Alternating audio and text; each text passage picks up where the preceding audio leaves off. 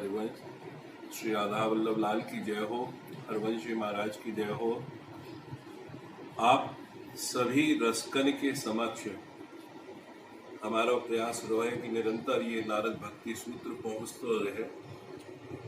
तो पिछले भाग में हम 42वें सूत्र तक पहुंच गए, जहां पे सत्संग को बड़ा श्रेष्ठ बताया गया। सत्संग में ही जो गुरु के उपदेश हो या आदेश हो, क्योंकि गुरु के आदेश जो आज्ञा भी हो गए वो धर्म पथ पे बढ़ाने के लिए हो गए। अगर वो आपको कृपा करके कोई सेवा बता रहे हैं कि प्रभु की ये सेवा करो घर में ऐसे ध्यान धरो करो, तो भाई आज्ञा मान के ही करो। ऐसे नहीं कि आज मन नहीं कर रहा है, आज हम पाठ नहीं करेंगे, आज हमें ढील दे दी, एकदम गुरु आज्ञा मानते, तो वहां से भी आप वह पथ पे आगे ही बढ़ोगे। ऐसे ही अब आगे के सूत्र में 43वें सूत्र में नारद जी ने दुसंग के ऊपर बताया। अभी तक हम सत्संग पे बात कर रहे कि दुसंग को क्या प्रभाव है और क्या करना चाहिए वह दुसंग के लिए। तो सूत्र है दुसंग सर्व यैव त्याज्य। दुसंग जो है सर्वदा त्यागने योग्य है। सर्वथा क्यों? इतना कठिन कहा है उन्होंने, सर्वथा। क्यों? तो वो हमने थोड़ी पंक्तियों में किया है, आपको बताने पहले। नारद कहे दुसंग सर्वथा त्याग कर, भक्ति पथगामी बनो, जो अर्पित ना हो हरि को, उसका हृदय त्यागी ठनो। उन्होंने इस चीज को सर्वथा के तौर पे इसलिए कहा कि भाई जो भी हम अर्पित ना कर सकें प्रभु को, उसे अपने जीवन में भी ना लें, तो अपने आप ही उस चीज से हम बच जाएंगे। अपने आप ही उस विषय से, उस चीज से हम बाहर निकल जाएंगे। एक सरल रास्ता तो ये बन गया। तो उसको हृदय में ठान लो कि ये वस्तु मेरे प्रभु को भोग ना लग सके या मैं भी ना लूंगा, ये वो अर्पित ना कर सकूं, ये काम मैं नहीं करूंगा। प्रभु मेरे इस कार्य से प्रसन्न नहीं होंगे कि जो मैंने आज अधर्म करो या कोई पाप कियो या कोई गलत काम कियो, तो मैं ऐसा काम नहीं करूं जो प्रभु को मैं नहीं अर्पित कर सकूं। अब दूसरी पंक्ति में मैं यह चीज को और विशेषता बताऊं। जैसा संग वैसा रंग, इंद्रिय जीवन त्याग धर्म परायण बनो। आज को जीवन जो हम जी रहे हैं वो इंद्रिय जीवन है, इच्छाओं का जीवन है कि आज मेरी जीभ में चटकारे उठे कि मैं ये खाऊं, तो मैं वो खाने के लिए दौड़ रही हूं। आज ये पोशाक अच्छी लग रही है, मैं यह पहनूंगा। तो ये इंद्रिय जीवन है। और ये कहां से आ रहा है? जैसा संग वैसा रंग, वहीं से ये बढ़ रहा है।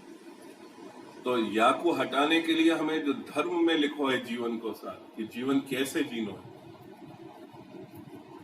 बात तरीका से हम स्वात्विक भोजन करें, स्वात्विक पहनावो रखें, तो ये भी हमारे भक्ति मार्ग को प्रशस्त करेगा। तो आगे की पंक्ति में समाप्त करते हुए, हित विशाल लाल गुरु हित भजन लाल, मात्र इष्ट धर्म ही मानो। आप मात्र इष्ट धर्म को ही मानो। यहां तक कि आप जिस धर्म को, जिस संप्रदाय को, जाको भी मानते हो, अगर बाको भी कोई उपहास कर रहा है तो बाको भी संग छोड़ दो, तो आप अपने पथ के गामी हो गए। आप गए कुंभ में, पर्व में, कोई स्थान पे, और वहां पे आप सभी के दर्शन कर रहे हो, करूं नहीं करूं मन में विचार आ रहा है, तो आप अनन्यता की ओर जाओ। आप बाको पकड़ो कैसे? कि जो मेरे सत्संग को है, ना कि मैं कुसंग की तरफ जाऊं। तो ये प्रयास रहो है हमारा आपको बताने को या वाले सूत्र को। अब आगे को सूत्र है कि कुसंग, काम, ये सब कैसे सर्वनाश के कारण हैं। ये नारद जी ने 44वें सूत्र में ये भाषा में कहने की कोशिश करी है। विषय ध्यान से आसक्ति तब कामना पूर्ति, बाधा क्रोध बढ़ावे, क्रोध से बुद्धि नष्ट हो, विनाश पतन पथ पहुंचावे। ये गीता में भगवान ने जो कही है वही को हमने सारांश करते हुए ये 2 लाइन के पद में करने की कोशिश करी है कि अगर विषय में आप लगोगे तो विषय ध्यान जब करने लगोगे संसार को तो क्या होगा, मन में बा के प्रति आसक्ति आएगी। कोई भी चीज आसक्ति आएगी तो वो कामना पूर्ण होनी चाहिए। अब बाकी पूर्ण होने में कोई बाधा आएगी तो क्रोध आएगा, और क्रोध आएगा तो क्रोध बुद्धि को हर लेगा, बुद्धि नष्ट हो जाएगी। हमें सत असत ये करने को बुद्धि में विवेक नहीं रह जाएगा, अविवेकी हो जाएगी बुद्धि हमारी। तो ये विनाश के पतन पे जाने को, पहुंचाने को एक रास्ता बन जाएगा। तो यहाँ लिए कुसंग के प्रभाव में उन्होंने कही है कि काम क्रोध मोह स्मृति भंस बुद्धि विनाश सर्वनाश कारणत्वात्। तो हमने यही चीज बहुत सारांश में श्री हरि के श्रीमुख से निकली हुई वाणी गीता के उस पद को सारांश करते हुए यहाँ कही। और आगे की पंक्ति में, जो हरि से विमुख हो वह बुद्धिहीन, अंत समय सर्वनाश को जावे। हित विशाल लाल गुरु हित भजन लाल, हरि भजन दुसंग से बचा दे। यानी जो हरि से विमुख हुआ, या ये कहे कि आप कोई की बैठ के जब निंदा करें तब ये ना कहें कि वो हाथहीन है, पैरहीन है, श्रवणहीन है। आप यही कहें अरे बुद्धि नहीं है, बुद्धिहीन है। तो जो हरि से विमुख हो गया, जो हरि की तरफ नहीं है, वो बुद्धिहीन है, और बाको अंत समय सर्वनाश को ही है। और यही चीज हम अपनी तरफ से हित विशाल लाल और गुरु हित भजन लाल जी की कृपा से कह रहे हैं, हरि भजन ही दुसंग से बचा दे। कि हरि को भजन ही एक ऐसा है जो दुसंग के रास्ते पे जाने से बचाएगा। तो या तरीका से 44वां सूत्र पूरा हुआ। अब आज को आखिरी 45वां सूत्र हम आपके सामने कह रहे हैं, जहां पे उन्होंने बहुत जोर देके या कुसंग के विषय में कही है। कुसंग से कामादि दोषों की अपार वृद्धि होती है, वो उन्होंने अपने सूत्र में कही है। कैसे कही है वो सूत्र देखिए। तरंगायिता अपि में संगात समुद्रायंती। जो तरंग है इसमें जो उड़ती हैं, इसके कारण अपि में थोड़ी बहुत आप कम ज्यादा कर लो, पर संगात जब आपको दुसंग मिलता है तो वो समुद्र बन जाती है वो तरंगें। वो हमने एक छोटे से पद में करने की कोशिश करी है, या आप समझिए। काम क्रोध तरंग समान हो क्षीण हो में, परंतु पाए दुसंग समुद्र हो जामे।